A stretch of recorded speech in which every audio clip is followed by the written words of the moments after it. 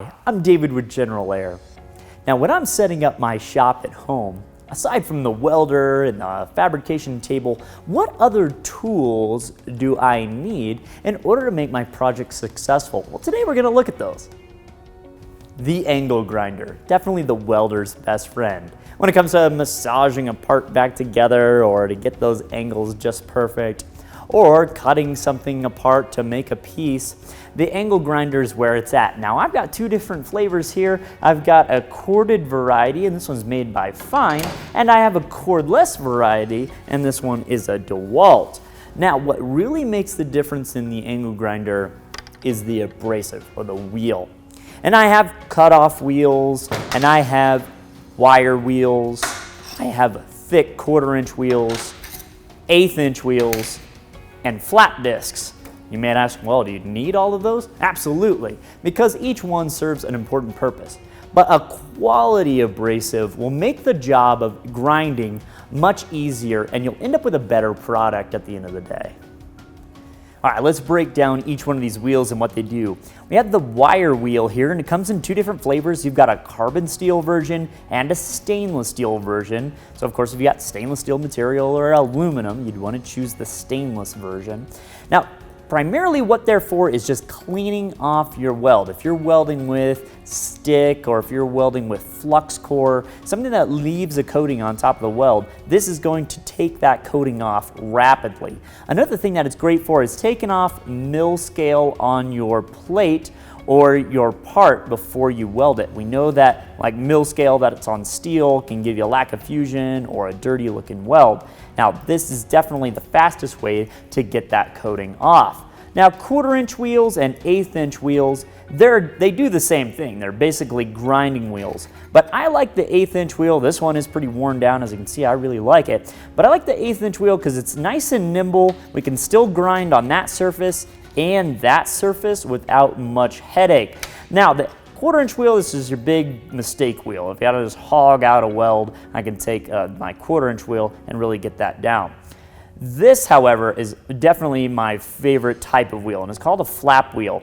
And these will take weld off, and they'll also buff material. So I can grind a whole weld down, and then I can also finish it with all the same wheel. Certainly a lot more expensive than the hard wheels, but a great choice for if you just wanted to leave one wheel on your grinder.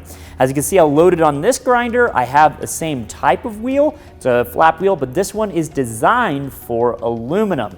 Same attributes there. You can take welds off. You could also buff up your part.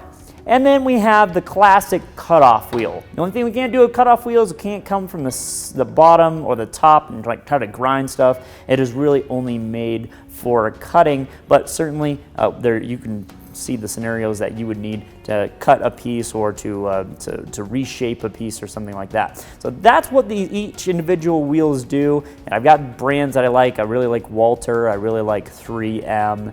But like I said, quality abrasives will go a long way in your project.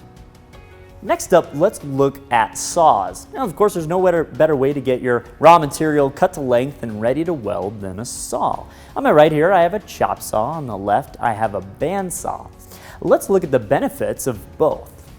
This is a chop saw, and you've probably seen these before with an abrasive blade on them, which more looks like a cutoff wheel.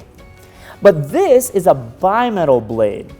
The abrasive blades spin a lot faster and put a lot more heat into your part, whereas these bimetal blades, they spin slower and they cut quite a lot cleaner. Now the downside of a chop saw is the width of the blade. You always have to compensate for the curve, for how much it's going to cut off in excess, so it makes measuring a little bit trickier. Another benefit though of the chop saws is that you can get one for less than $600. This is a bandsaw. Now, of course, it's a saw at the end of the day, so it just cuts the material just like the chop saw. But the benefits of a bandsaw is certainly in the precision of the cut. Since you have a much thinner blade than you would on the chop saw, you don't have to compensate for as much of that kerf like we were talking about. You don't have to compensate that with your measurements, and you get a much more narrow cut out of it. Now, another benefit is how much material, or the size of the material that a bandsaw can cut. It has this large throat area, and it's fairly deep here. So if we were cutting 4, 6, 10-inch pipe, or if we're cutting a large piece for a bumper or something like that, a bandsaw is a much better choice.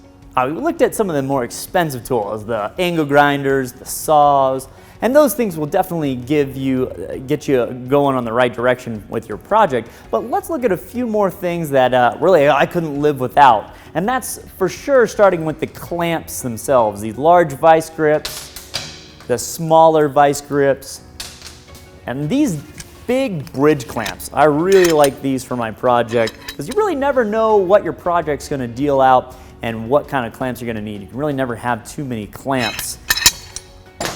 Another tool that I really like to use are these small die grinders. These are fantastic for that last minute fit up or an area that you can't quite get your angle grinder in, or if you're doing some small precision work. Now this one's a pneumatic one. You could of course get an electric one as well, but you can put small Scotch-Brite pads on them or an abrasive disc, but this is definitely one of those tools that I can't live without.